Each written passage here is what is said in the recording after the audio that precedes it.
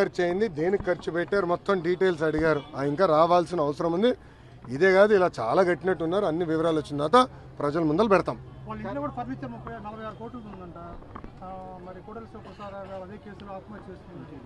అదంతా అధికారులు వాళ్ళ ప్రాసెస్ వాళ్ళు ఫాలో చేసుకుంటారు. Thank you.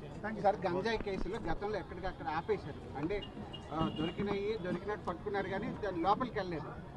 అసలు నేను గంజాయి విషయంలో కఠినంగా వ్యవహరించమని మంగళగిరి నియోజకవర్గంలో ఉన్న పోలీస్ సిబ్బందికి నేను ఆదేశాలు జారీ చేశాను. మొదటి 100 రోజుల్లో గంజాయి ఫుల్ స్టాప్ పెట్టాలని నేను చెప్పాను.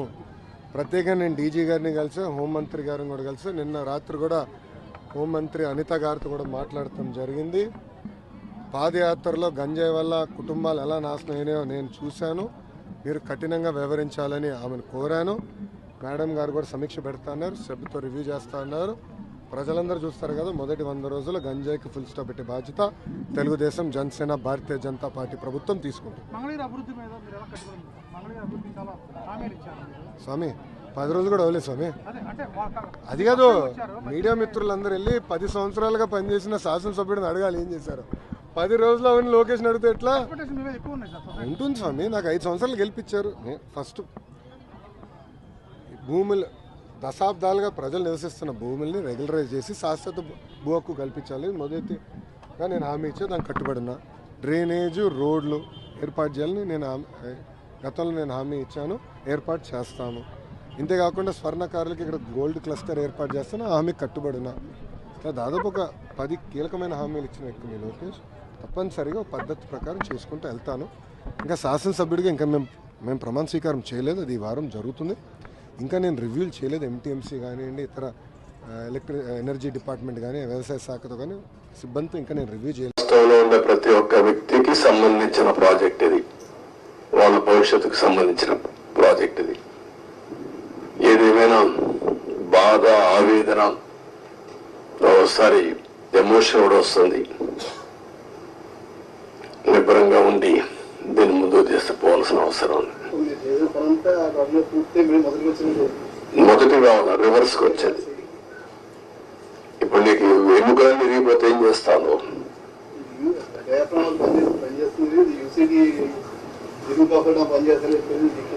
అది లేదు, అప్పర్ కాఫర్ డ్యామ్ లేదు, లోయర్ కాఫర్ డ్యామ్ లేదు, గైడ్ బండ్ ప్లస్ గ్యాప్ 1 సగం కొట్టుకొని వెళ్ళిపోయింది.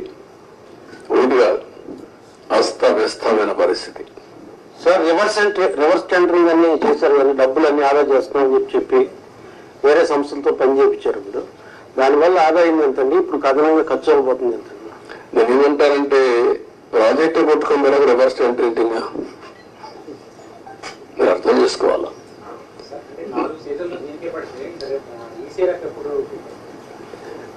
వాట్ ఐఎమ్ సేయింగ్, ఇది 3 సీజన్లలో పూర్తి చేసి ఈసీఆర్ఆర్ తీసుకురావాలా.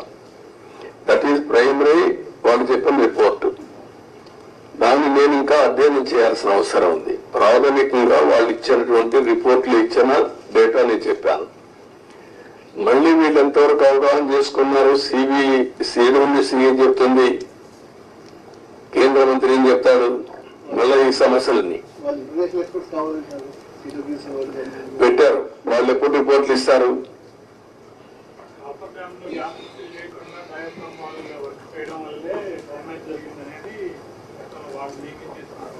ఆరోపణ కాదు, కాఫర్ డ్యామ్ ని ఫిలప్ చేయడం కోసం క్లియర్ గా కట్టి ఆ 1 month లో ఈ ఏజెన్సీలు మార్చకపోతే అయిపోయింది. రావడం సేమ్ డే ఏజెన్సీలు మార్చేశారు.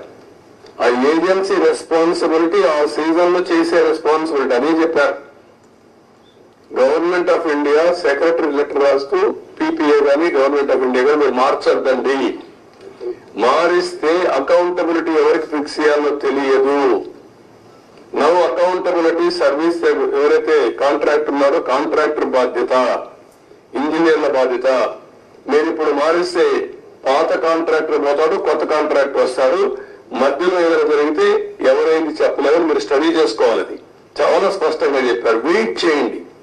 డయాఫ్రామ్ వాళ్ళకి ఇప్పుడు నిపుణులు, అంతకుముందు వాళ్ళు వేసిన నిపుణులు అది చాలా డ్యామేజ్ అయింది, దానికి ప్రత్యామ్నాయం అన్నారు కదా మీరు అన్నారు.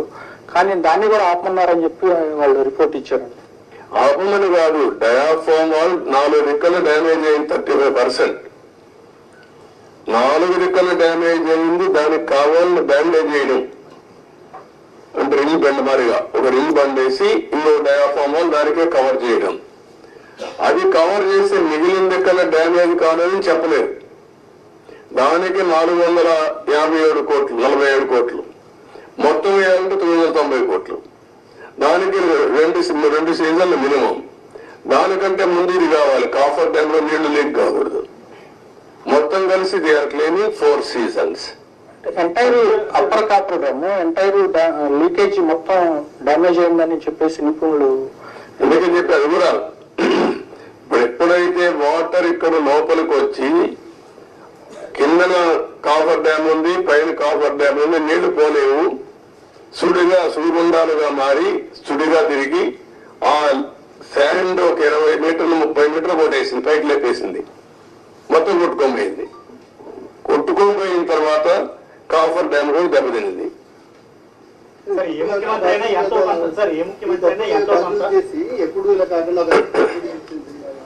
అంటే ఏం చేయాలి? నేను మిమ్మల్ని అడిగేదంటే మీరు అందరూ కూడా చర్చ చేయాలి, ప్రజలు కూడా చర్చ చేయమని చెప్పాలి.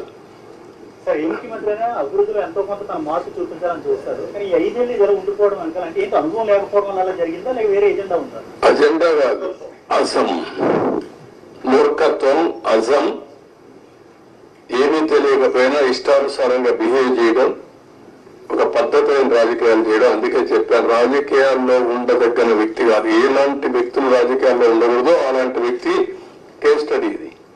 నాట్ ఓన్లీ దిస్,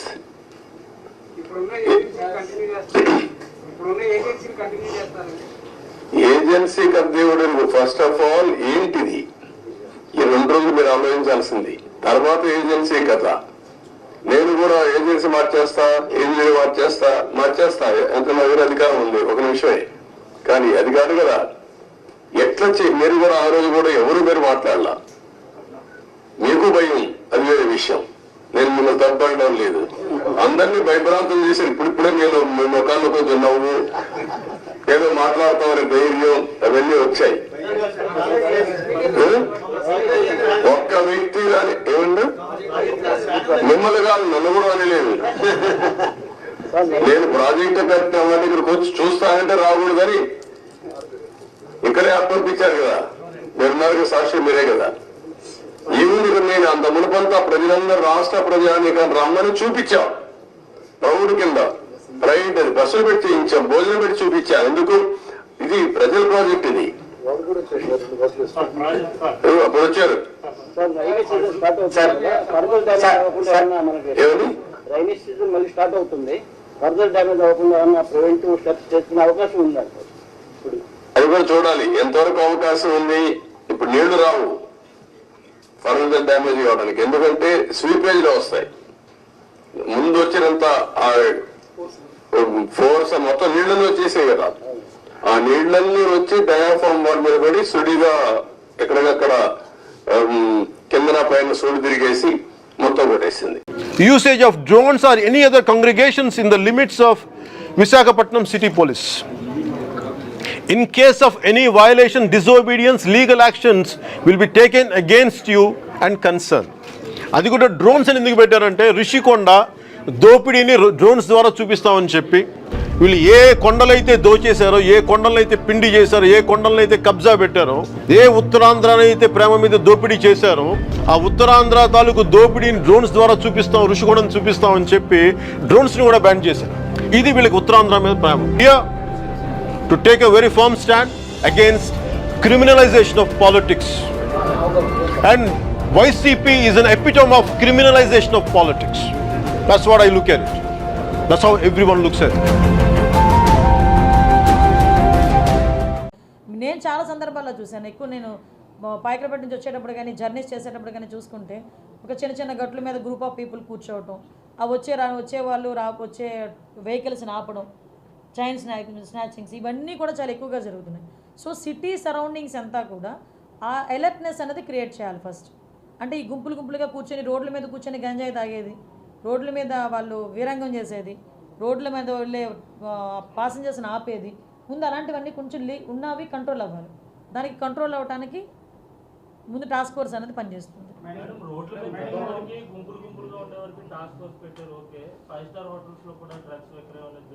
అమ్మ ఇంకొకటి కూడా చెప్తున్నా, ఇప్పుడు ప్రతి ఒక్క చోట పోలీసులు వెళ్ళి కూర్చొని చూడలేరు. ఎస్, నేను అది సిటిజన్ పార్టిసిపేషన్కి కూడా నేను ఇంకొకటి కూడా మేము మాట్లాడుకున్నాం.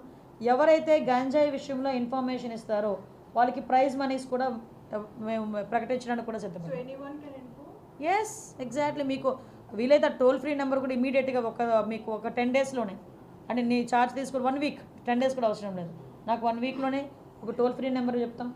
ఎవరైనా ఇన్ఫామ్ చేసింది కరెక్ట్ అయితే కనుక ఇన్ఫామ్ చేసిన వాళ్ళకి గోప్యంగా ఉంచుతాం, వాళ్ళని బహిర్గతం చేయం. టాస్క్ ఫోర్స్లో డబ్బులు జనరేట్ చేసుకుంటే మనం దోచేసుకోవాలనే ఆలోచన ఉన్నవాడికి అయితే డబ్బులు జనరేట్ చేయలేడు, కానీ డబ్బులు జనరేట్ చేసి మంచి చేయాలనుకున్నవాడు ఎలాగైనా జనరేట్ చేయగలడు. చాలా సోర్సెస్ ఉన్నాయి.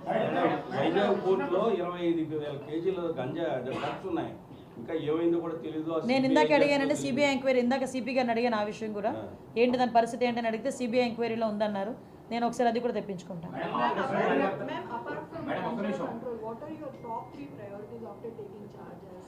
యాజ్ టాప్ 3 ప్రయారిటీస్ అయితే ఫస్ట్ థింగ్ గంజాయి డ్రగ్స్, కంట్రోల్ ఆఫ్ గంజాయి and drugs. Second thing is protection of women. Third కూడా ఏంటంటే భూములు కబ్జాలు కాకూడదు. మేడం, ఆపరేషన్ పరివేతం పేరుతో ప్రభుత్వం ఇప్పటికే చాలా వరకు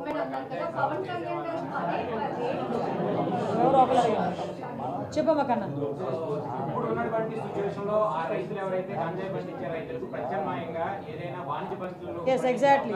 మీరు మంచి పాయింట్ అడిగారు. యాక్చువల్గా ఒక నిమిషం వేసి గంజాయి సాగు అనేది గత లాస్ట్ 30 years నుంచి జరుగుతుంది. ఇప్పటికీ టిల్ అదే కంటిన్యూ అవుతుంది. మీరు ఆ మూలాలను ఏదైతే ఆ రైతులను అక్కడి నుంచి పండించకుండా ఇవన్నీ చేస్తే ఉపయోగం ఉంటుందా?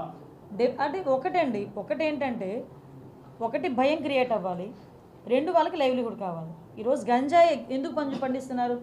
వాళ్ళు గిరిజనులు, అందరూ కూడా అమాయకులు. వాళ్ళు గిరిజనుల చేత పండిస్తున్నారు. వాళ్ళు కొంతమంది పెట్టుబడి పెడుతున్నారు, వెళ్ళి ఎకరాకి 1 లక్ష ఇస్తాను, ఎకరాకి 2 లక్షలు ఇస్తాను అని వాళ్ళకి చేత పండిస్తున్నారు. ఆ తాలూకా దాని రెస్పాన్సిబిలిటీ అంతా పాపం ఆ గిరిజనులు భరిస్తున్నారు.